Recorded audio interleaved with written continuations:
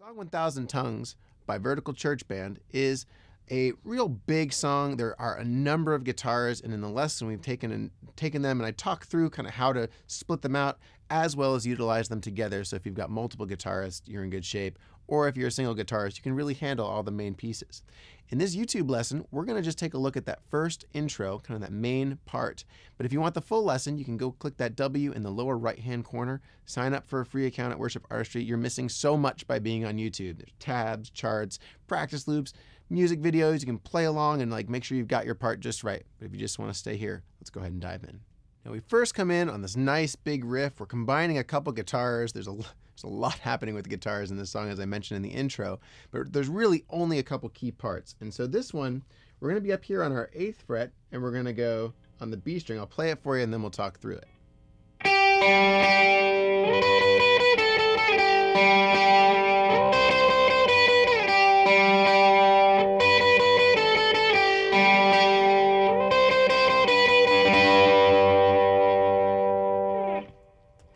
So you see, we're leaving that G open, and we're using that to drone, and then we're sliding around on that B string. So we first do a little bouncing move. Okay, it's called bouncing. Where we're going from our B string, we're going to go 1 and 2 and 3. So once again, 1 and 2 and 3. And on the E and A, we're going to come up to our 12th fret on the up strum. Up, down, up, down, up, down, up.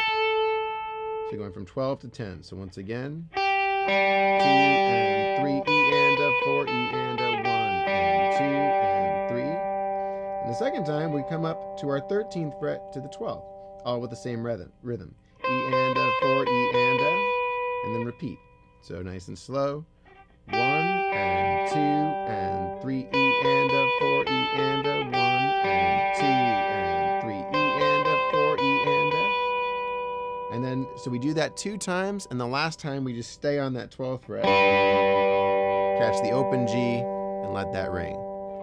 Now, you're gonna have to judge by your band situation because there's such a big sound going. You can really utilize, because we're just building off of a G chord and a G suspended, you can utilize that D and G string and make this as loud and big as you want. So if you want to just, I mainly just do it on that first.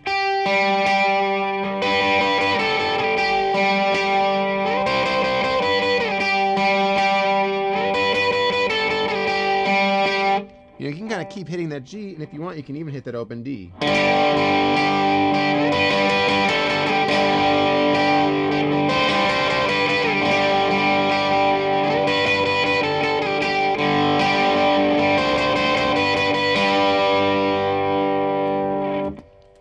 Like I said, if you've got some big open chords being raked by the second electric guitar, you don't need to get that big. You can be more precise. But if you need to fill out that space a little bit more, you have a little bit of room to play. Just don't catch that open E, because that's not going to sound quite as good. So I have a loop of that down below, the more precise version.